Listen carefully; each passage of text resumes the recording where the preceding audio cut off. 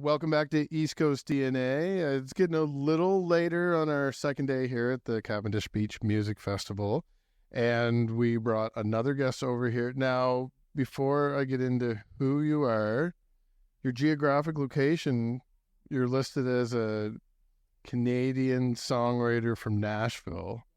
So it's Shantea? Shantea, yeah. And where are you from originally? I'm assuming you live in Nashville now. Yes, yeah. I've been there for 4 years. I'm originally from Saskatchewan. Okay. Yeah. So did you have a music career starting from Saskatchewan? And Yeah. Okay. So maybe what age did you start down there? Like it was young age? Very young. My parents put me in lessons at 3 years old. Guitar at 6. I had an older cousin, Riley, who was in the country music space, and he was like a few years older than me, traveling around doing all the country competitions and playing music. So that kind of, I think, like helped push me into doing the same thing. I kind of followed in his footsteps. So now I'm curious, with the genre of country, does that come from him then? It was very much in my family, like in, our family, especially like, on my mom's side, my grandparents were, listening to country music on the radio all the time. Like it was never not on country radio in Saskatchewan. So the AM station it just really was a big influence. And then as I got older, I started listening to a lot of other genres and my parents used to say, like, you're a country music singer, like, stop listening to Demi Lovato or Eminem. That's where it's coming out, because you do have pop sensibilities in there. A lot of the country artists that I interview are country rock more so. Yeah. And you definitely had some, and you threw some Alanis Morissette in your set. Right. Like, I'm telling you, like, my genres are all over the place. I love Fleetwood Mac. I love... more recent, like Teddy Swims. I love Norah Jones. I like to study music. I just I'm a fan of all genres, and I think that they all bring something really cool to the table. So do you start your own music, like singer-songwriter style, where you're kind of writing as a soloist and then you bring it to other musicians to flesh it out, or a producer to help you with something else in the back end of it? Totally. I think that's definitely the roots of it for me, was me and a guitar and just starting with a melody and an idea and going from there. But I also think that as I've kind of expanded my horizons in Nashville with co-writing and working with producers in a room writing, we do sometimes write off of starting a track. Or my last single, we started writing it off just a bass guitar, and it was just this really cool bass lick that Kirk kept playing over and over again, and we got this just really cool song from it. So I think that whenever inspiration, or wherever inspiration comes from, you just like take it and run. And now that you've lived in Nashville for a few years, any thoughts of coming back to Canada? Like, do you have enough contacts down there, or did you just fall in love with the area and you just can't pull yourself away now? The first time I ever went to Nashville, I think I was like 18. I fell in love with it and I said, I'm going to live here one day. And, eventually that happened. I moved there when I was 23 and in the middle of COVID. So I really went at the most difficult time possible, but I made it work. So I'm one of those people that likes to see things through, and I'm still grinding it out down there and making connections. And I don't think you can ever run out of making connections and meeting people down there. So Canada will always be home, and I love to come home and play shows and see family and ride my horse and all the things. But there's nothing like Nashville. They know how to write country music, and I want to be a part of that. But I appreciate that you still take the time to come all the way up north and all the way east. Oh my gosh, this also feels like home. I've been in PEI 4 times now,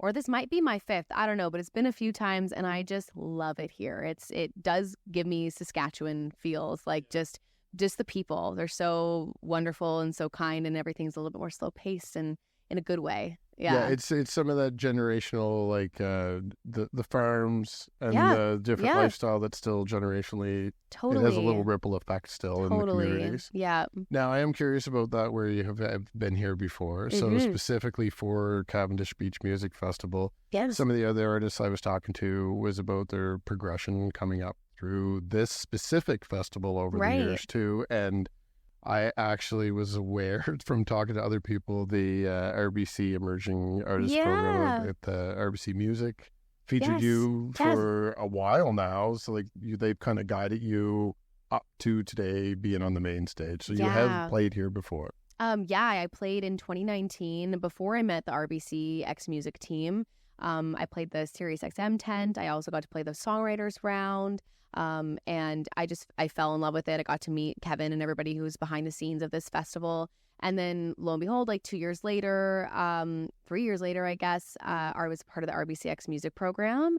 And they had an opening slot on the Road Back to Cavendish tour in 2022. So I did that with Washboard Union and Raquel Cole. And I got to spend a lot of time with the people that put this festival on.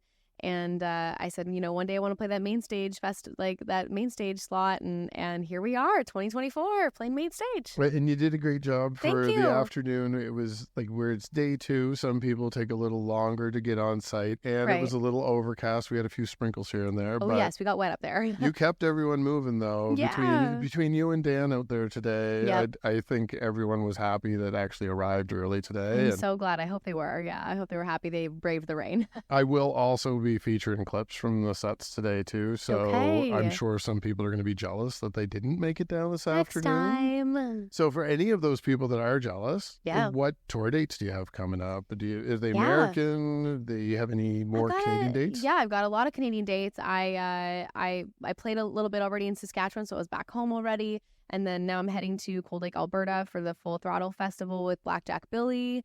Playing a show right after that the next day in Leduc. Just a fun acoustic songwriter show with Bradley Tucker. And then we're heading over to Boots and Hearts, playing open up for Lone Star in Midland. So I'm pretty excited about that. And then after that, I guess before that I'm playing down in Nashville. I got a full band show that we're playing there. And then I think that almost wraps up my summer. We might have a couple other things popping up in Toronto before Boots and Hearts, but it's kind of to be confirmed, but Sure. really excited just to keep the summer rolling. And hopefully, if you're jealous, you missed today, you come out to the next one. Great. So where should I send people to follow you online so they can keep up to date? Yeah, mostly all my socials are at Shantaia Music, and I'll spell that because it's tough. SHANTAIA. And my website's www.shantaiamusic.com. So you can find all the socials linked there as well. Perfect. Well, thank you very much for your time. Thanks, Darcy. And everyone that's watching, just stick around for a minute and get a little taste of your music there, too. Amazing. All right. Thanks again. Thank you.